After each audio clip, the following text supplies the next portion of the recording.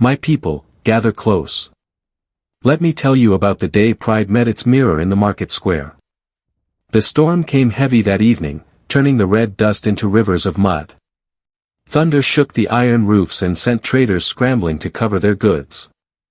In the chaos, a young woman named Adana stepped out of a battered taxi, her expensive shoes already splashed with dirt. The fare was 40 naira. She gave the driver 50. My change, she demanded, her voice sharp like broken glass. The quiet driver, a man everyone called Ogitti, reached into his worn pouch. He brought out a 5 naira coin, small and dull in his calloused palm. Sister, this is all I have now, he said softly.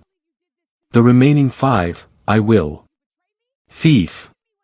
Adana's voice cut through the rain. You cheat poor people and think we are fools. A crowd began to gather, curious faces peering through the downpour. Adana's cheeks burned with righteous anger. She snatched the coin from his hand and threw it hard into the muddy road. Keep your dirty money, she spat. Ogitti simply bowed his head. Sometimes, he said quietly, a coin given is worth more than a coin returned. His calmness only made her angrier. Adana stormed away from the market square, her heart pounding with satisfaction. She had exposed a cheat. She had stood up for what was right. Or so she told herself. Everyone knew Adana. She was the sharp-tongued girl who worked in the grand mansion on the hill, the estate of Chief Okafor, the wealthiest man in 3 villages. She wore her employment like a crown, reminding everyone at every turn that she served in the big house. But what people didn't see was how she scrubbed that pride into her skin every morning like soap. Adana came from nothing. Her father was a palm wine tapper. Her mother sold firewood. The shame of her origins followed her like a shadow she could never outrun. Working in the mansion was her escape. There, she could pretend. She could wear the madam's old clothes, practice speaking like the educated guests, and dream of the day a wealthy man would notice her and make her belong to that world forever. That night, she returned to the servants' quarters and polished her shoes until they shined. Tomorrow, she would attend the monthly staff gathering. Tomorrow, she would smile at Mr. Eviction, the rich trader's son who sometimes visited the estate. She would never ride in that taxi driver's dirty car again. While Adana dreamed of climbing higher, Ogitti went about his quiet life the way he always had. The next morning, the river near the village swelled from the storm. Families needed to cross to reach the market, but the wooden bridge was submerged. Ogitti drove his taxi to the riverbank without being asked. 5 naira to cross, he told them, though the journey was dangerous and took triple the effort. An old widow approached, clutching her grandchild. Oga, I have only 3 naira. He smiled gently. Enter, Mama. The river does not bargain. He ferried people back and forth until the sun hung high and his arms ached from gripping the steering wheel on the muddy slope. As the last family climbed out, a young boy handed him a warm loaf of bread. My mama said thank you, the boy whispered. Ogitti accepted it with a bow. Later that evening, he sat in his small room behind the motor park. He opened a worn leather ledger and made careful notes. Then he touched a simple carved pendant hanging from his neck, closed his eyes, and whispered a prayer. Outside, a well-dressed merchant passed by and saw him through the window. The merchant stopped, removed his hat, and bowed deeply. Very deeply. 2 days later, Ogitti entered a dim office above the old pharmacy in town. The walls were lined with dusty files and faded maps. Behind a heavy wooden desk sat the same merchant who had bowed to him.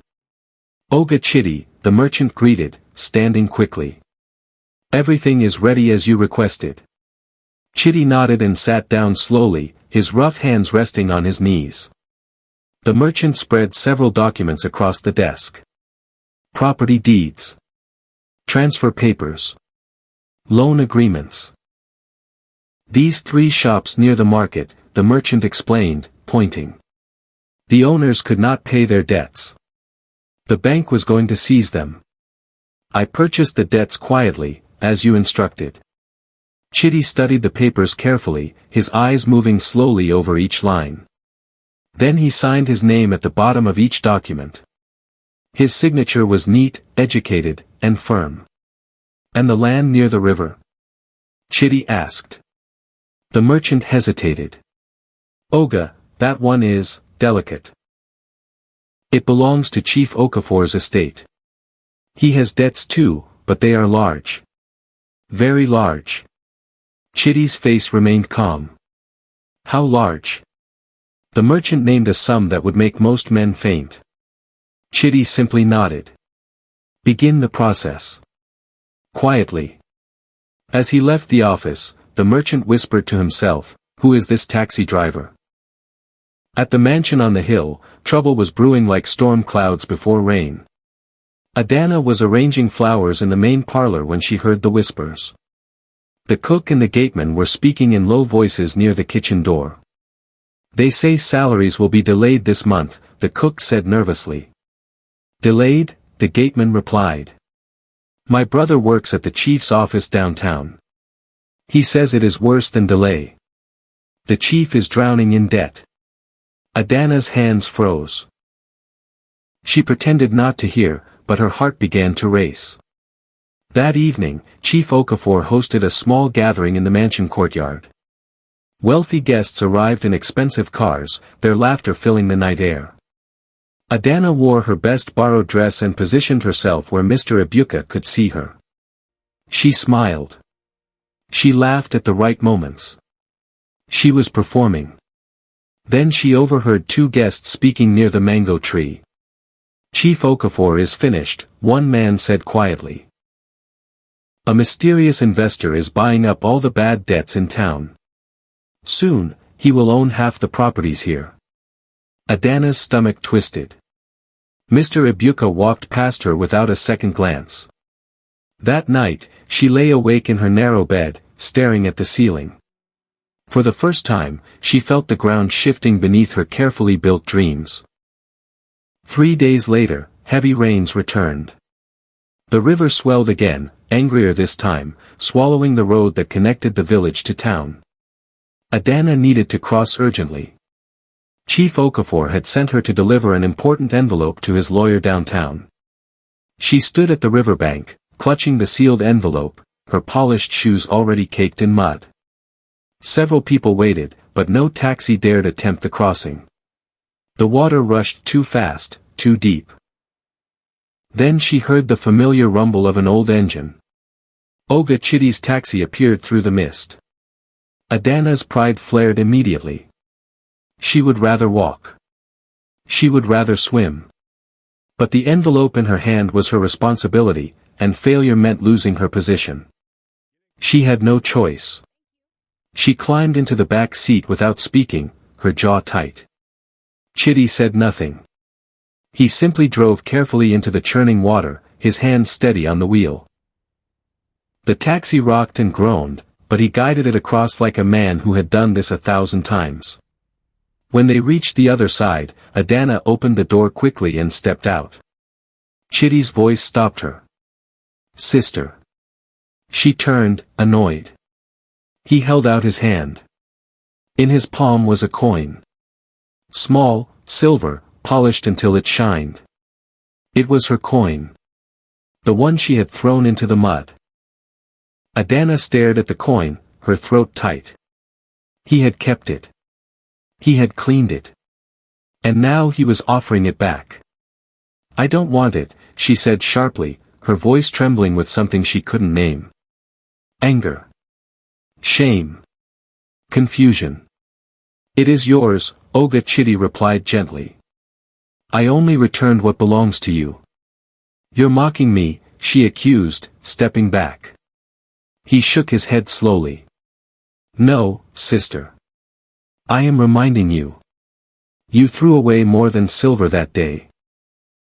She turned and hurried toward town, the coin left behind in Chitty's open palm. Back at the mansion, the unraveling began in earnest. Chief Okafor called an emergency meeting of all household staff. His face, usually proud and commanding, looked drawn and tired. He stood in the main parlor, surrounded by nervous servants. "There will be changes," he announced, his voice strained. "Financial changes. Some of you may need to find other arrangements." Panic spread through the room like fire through dry grass. The head steward spoke up. "Sir, what about salaries? We have not been paid for 6 weeks. Chief Okafor's jaw tightened. "The bank has frozen my accounts. Foreclosure proceedings have begun. The estate is being evaluated for public auction." Gasps filled the room. Adana felt the floor tilt beneath her feet. "Who is buying the debt?" someone asked. The chief's eyes darkened. "The buyer's identity is sealed. It will be revealed only at the public auction." "When?" the cook whispered.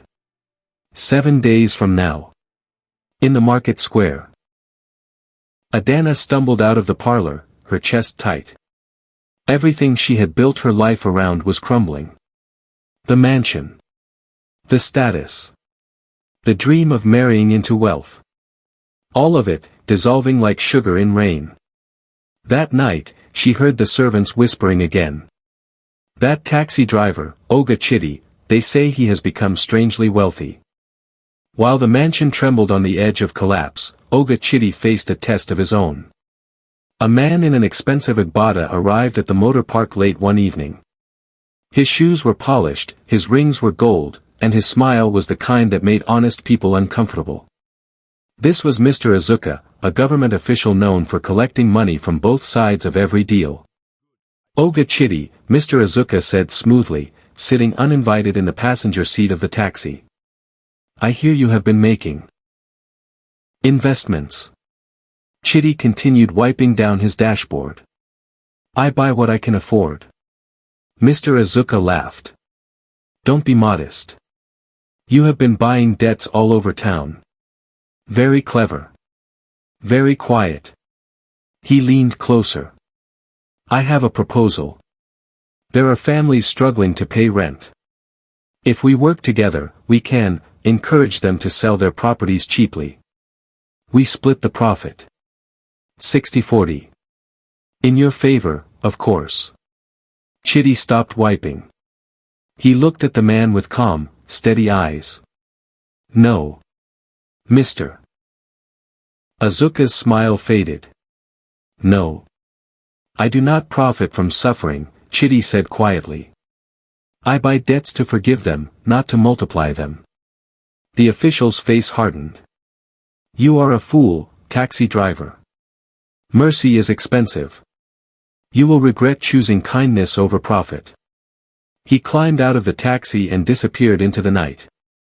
Chitty sat alone, his hands resting on the steering wheel. He had made his choice long ago.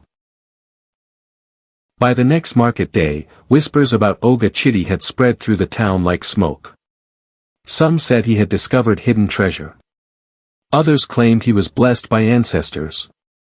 A few whispered darker theories, that he used juju, that his wealth came from spirits.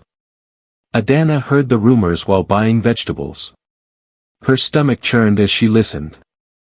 "That quiet taxi driver owns more land than we thought," one woman said. "He paid off 3 families' debts last week," another added. "Just forgave the money completely." "Strange," a third voice murmured. "A man who forgives debts while the rest of us drown in them." Adana's hands trembled as she counted her coins to pay for tomatoes. She had 30 naira left to her name. Her last salary had been 2 months ago. That evening, she walked past the motor park. She saw Ogitti sitting on a wooden bench, eating roasted corn. He looked the same as always. Worn shirt. Faded trousers. Dusty sandals. But now, she saw him differently. What if the rumors were true? What if he truly had wealth and influence? What if he held her future in his calloused hands? Fear crept into her chest and made a nest there. She hurried past without greeting him, her pride and terror walking side by side. 3 days before the auction, the truth exploded in the town square. The town elders called an emergency meeting. Traders closed their stalls.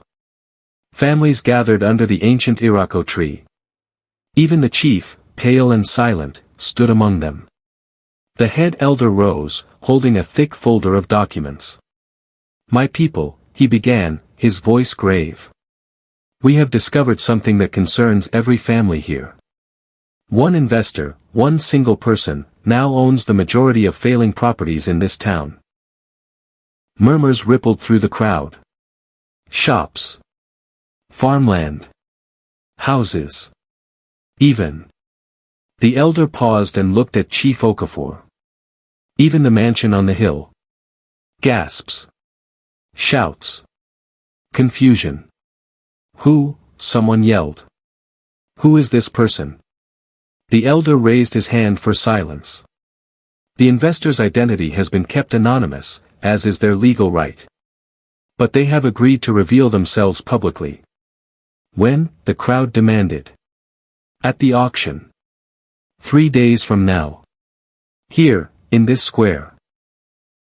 The crowd erupted into anxious chatter. Adana stood frozen among them, her heart hammering.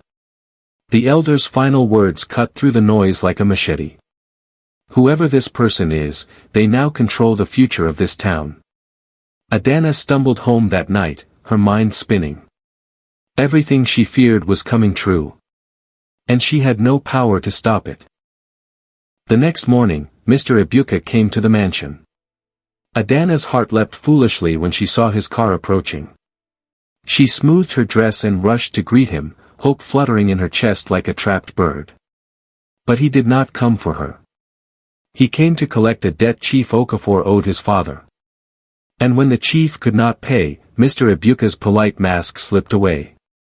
"I advise you to settle your affairs quickly," Mr. Ibuka said coldly. Then his eyes swept over Adana with the same indifference one might show to furniture. "Miss Adana," he said without warmth. "I heard you work here. I suggest you find new employment. This house will not stand much longer." He left without another word. Adana stood in the courtyard, her cheeks burning. All those months of smiling, of dressing carefully, of positioning herself in his sight. All of it meant nothing. She had been chasing a man who saw her only as part of the crumbling scenery. That night, she sat alone in the servants' quarters and wept. Not softly. Not with dignity. She wept like a child whose favorite toy had been snatched away. For the first time, she understood what the taxi driver meant. Status was conditional. Wealth was temporary. And she had built her entire identity on sand. The coin she had thrown away suddenly felt heavier than gold. The following evening, as the sun bled orange across the sky, Adana made a decision. She would apologize. It burned her pride like hot coals, but she would do it. She would find Ogitti and tell him she was wrong. Maybe, just maybe, he would show her mercy when the auction came. She found him at the motor park, sitting on the hood of his taxi, watching the sunset. Adana approached slowly, her rehearsed words ready on her tongue. But before she could speak, a man appeared. Thin, desperate, clutching a small child. "Ogitti," the man begged. "My son is sick. The clinic wants money I don't have. Please." Without hesitation, Chitty reached into his pocket and handed the man a folded bundle of Naira notes. "Take him now," Chitty said gently. "Don't wait." The man's eyes filled with tears. "I will repay you, I swear." "There is nothing to repay. Go." The man hurried away, clutching his child and the money like twin miracles. Adana stood in the shadows, watching. Her prepared apology suddenly felt small and selfish in her mouth. Chitty gave because he cared. She wanted to apologize because she was afraid. Shame wrapped around her like heavy cloth. She turned and walked away into the gathering darkness, her apology unspoken. Pride and fear still wrestled inside her, and neither would let her bow her head. The blow fell 2 days before the auction. Chief Okafor gathered the household staff one final time. His voice was hollow, his shoulders slumped. "The mansion has been officially seized," he announced. "The bank's representatives will arrive tomorrow morning. All staff must vacate the premises by sunrise." Adana felt her knees weaken. "We will not be paid," the chief continued, his voice breaking. "I am sorry. I have nothing left." The room filled with the sound of quiet weeping. That afternoon, Adana was called to the main parlor. A stern woman in a dark suit handed her a formal letter. "You are hereby dismissed from service, effective immediately," the woman said without emotion. "Please remove your belongings by dawn." Adana took the letter with trembling hands. The paper felt like ice. She walked back to the servants' quarters in a daze.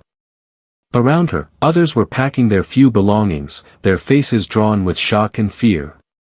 Adana had one small bag. It took her 10 minutes to pack everything she owned. As night fell, she sat on her narrow bed and stared at the walls that had sheltered her for 3 years. Walls that had let her pretend she was more than a palm wine tapper's daughter. Tomorrow, the pretending would end. Tomorrow, she would fall. Dawn came gray and cold. Adana walked down the long driveway from the mansion for the last time. Her single bag hung from her shoulder. Her polished shoes, the ones she had scrubbed so carefully, sank into the mud with each step. The rain had returned during the night, turning the red earth into a slippery trap. Other servants walked ahead of her and behind her, a silent procession of the fallen. Adana's foot caught in a deep puddle. She stumbled, and her bag slipped from her shoulder, spilling into the mud. Her few belongings scattered. A torn dress. A broken comb. A faded photograph of her parents. She knelt in the mud, gathering her things with shaking hands, tears mixing with rain on her face. This was it. The bottom. The place she had spent her whole life running from.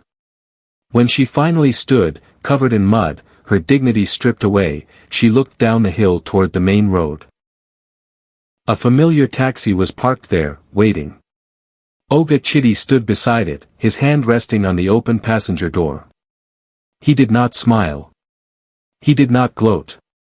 He simply stood there, patient as stone. Adana's throat closed. She wanted to refuse. She wanted to walk past with her head high. But she had nothing left. She walked toward him slowly, her muddy shoes squelching with each step. He said nothing as she climbed in. He simply closed the door gently and drove.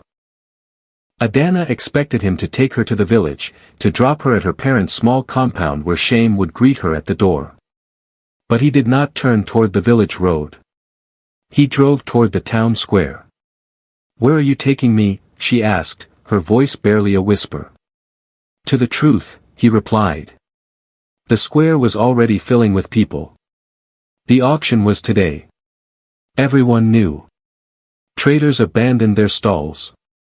Farmers left their fields. Entire families gathered under the hot sun, waiting. Wooden benches had been arranged in rows. A raised platform stood at the center, draped in faded cloth.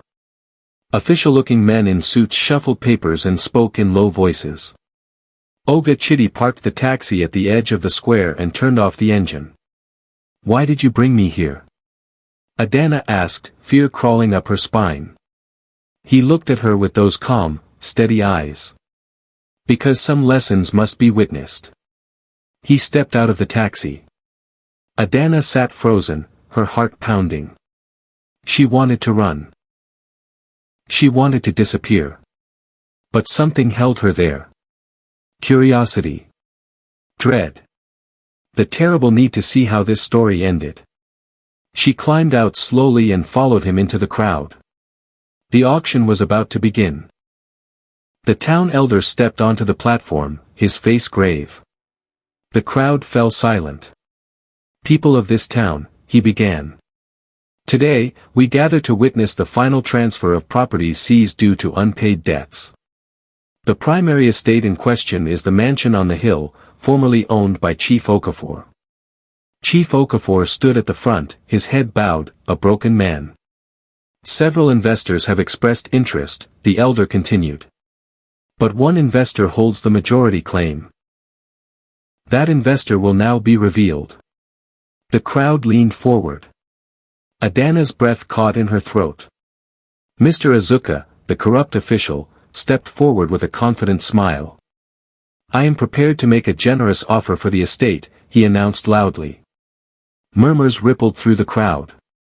Many frowned. Mr. Azuka was known for cruelty, for squeezing profit from suffering. The elder raised his hand. Mr. Azuka, you may make your offer. However, you are not the primary debt holder. Mr. Azuka's smile faltered. What? The primary debt holder has the right of first claim. They are here today. The elder gestured toward the crowd. Will the investor please step forward? Silence. Every head turned, searching. Then, from the back of the crowd, a figure began to move. Slow. Steady. Familiar. Adana's heart stopped. It was Ogitti. He walked through the parting crowd, his worn shirt and faded trousers unchanged. But his eyes were clear. His spine was straight. He climbed onto the platform and stood before the entire town. Gasps exploded through the square like fireworks. The taxi driver? Impossible. How? Mr. Azuka's face turned purple with rage. This is a joke. This man is nobody. The elder held up a thick envelope. Ogitti holds legal ownership of 80% of the town's outstanding debts, including the full mortgage on Chief Okafor's estate. His claim is legitimate and binding. The crowd erupted into chaos. Ogitti stood calmly in the center of the storm, waiting for silence. Slowly, he removed his worn jacket. Beneath it, he wore a simple but dignified traditional outfit, clean and carefully pressed. He reached into his pocket and pulled out a small leather pouch. From it, he drew an official seal, the kind used by titled landowners. The elder examined it and nodded. It is authentic. Chitty's voice, when he finally spoke, was quiet but carried across the square like a bell. My name is Chitty Okonkwo. 20 years ago, my father left me land. Not a small plot.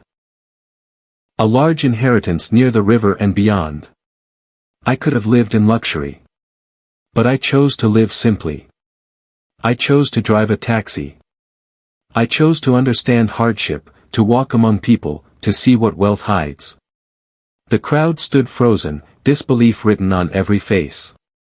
Adana felt the ground tilt beneath her. All this time. All this time.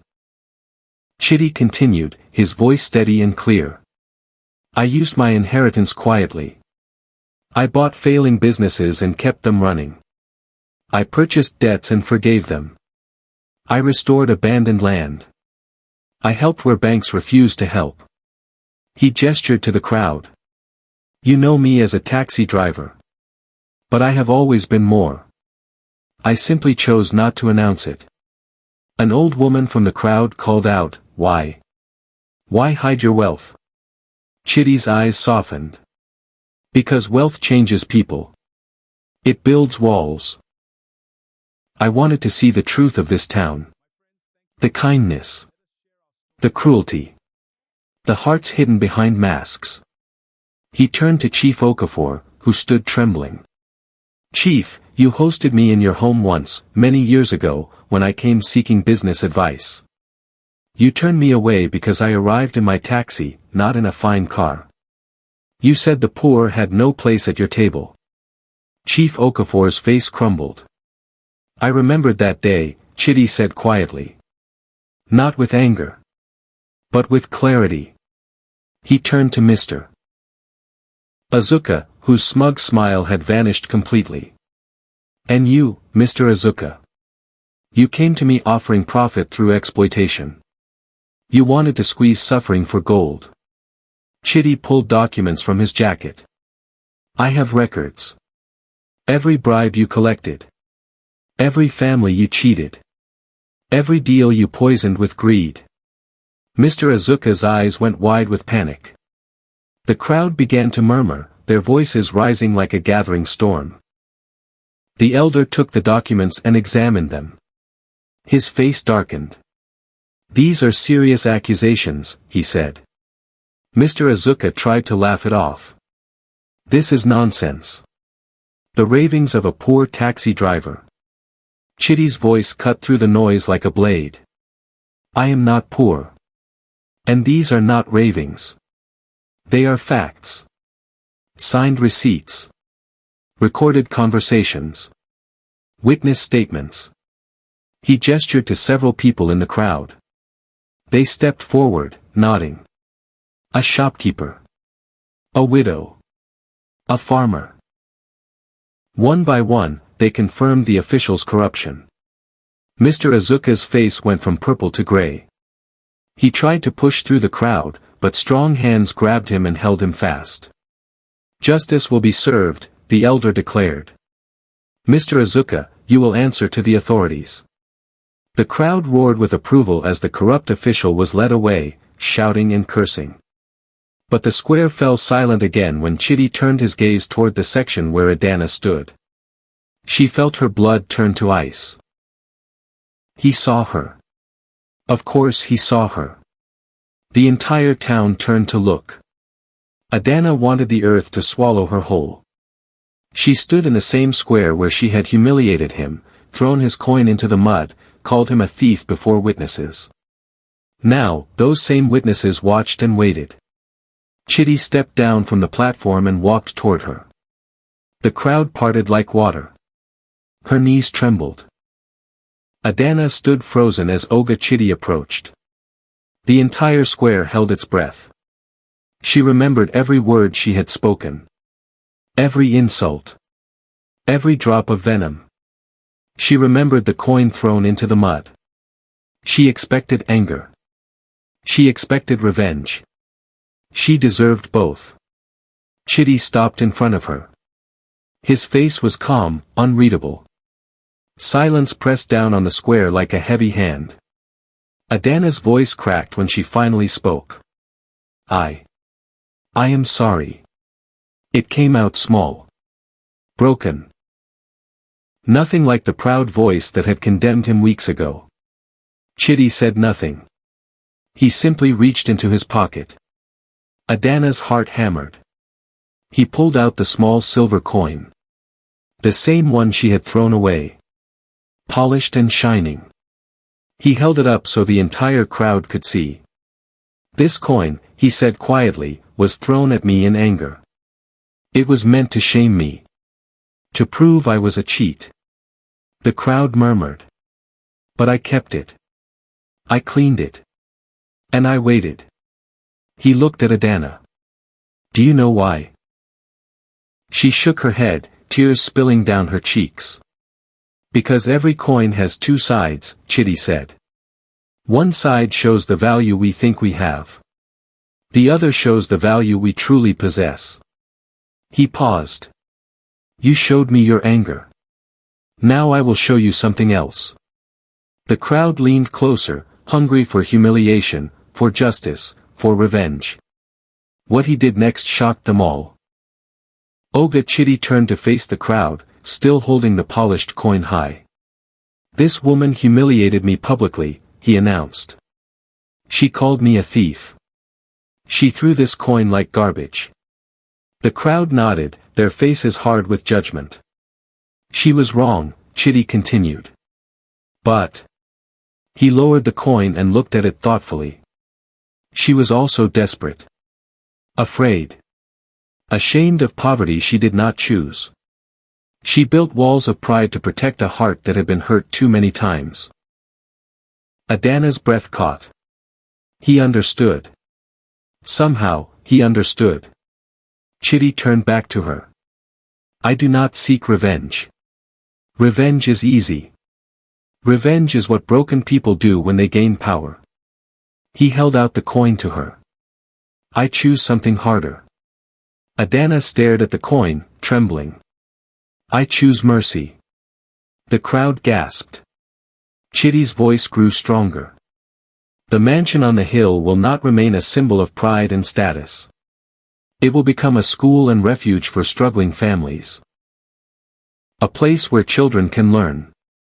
Where mothers can find work. Where dignity is restored, not purchased. He looked at Adana. And I offer you a position. Not as a servant. As a manager. To help run this refuge. To teach others what you have learned. Adana's knees gave out. She collapsed, sobbing. The crowd stood in stunned silence. Then, slowly, someone began to clap. The applause spread through the square like sunrise, slow at first, then flooding with light. Adana knelt in the dust, her body shaking with sobs that came from a place deeper than shame. These were the tears of someone finally allowed to be human. To fail. To be forgiven. Chitty gently helped her to her feet. I do not deserve this, she whispered, her voice raw. None of us deserve mercy, Chitty replied. That is why it is called mercy. Adana looked at the faces surrounding her. Some still frowned with judgment. Others smiled with tears in their eyes. But all of them were watching her transformation happen in real time. She turned to face the crowd, her voice shaking but clear. I was wrong. I hurt this man. I judged him. I valued silver over kindness. She paused, her throat tight. I built my life on pride and status. I looked down on people I thought were beneath me. I am ashamed. She looked at Chitty. I do not ask for this position because I deserve it. I ask for the chance to become someone who might deserve it one day. The crowd murmured with approval. Chief Okafor stepped forward, his face wet with tears. Ogitti, I too was wrong. I turned you away because of your clothes, not your character. I am sorry. One by one, others came forward. Confessing. Apologizing. Seeking forgiveness. The square became a place of healing. Months passed. The refuge thrived. Children laughed in classrooms that once echoed with empty status. Mothers found dignity in work that once only servants performed. The town, which had nearly collapsed under greed and pride, found new life in shared generosity. Ogitti continued driving his taxi. People offered him fine cars, big houses, titles of honor. He refused them all. I am content, he would say simply. Adana became known throughout the region as the woman who fell and rose again. Other towns invited her to speak. She told her story honestly, holding nothing back. I thought wealth was what you owned, she would say. I learned that wealth is what you give. Adana stood alone, watching families enter the refuge. She thought about the taxi driver who forgave her. About the coin she threw away and the treasure she found. She whispered the words now carved into her heart. Gold shines in the sun, but character shines in the storm.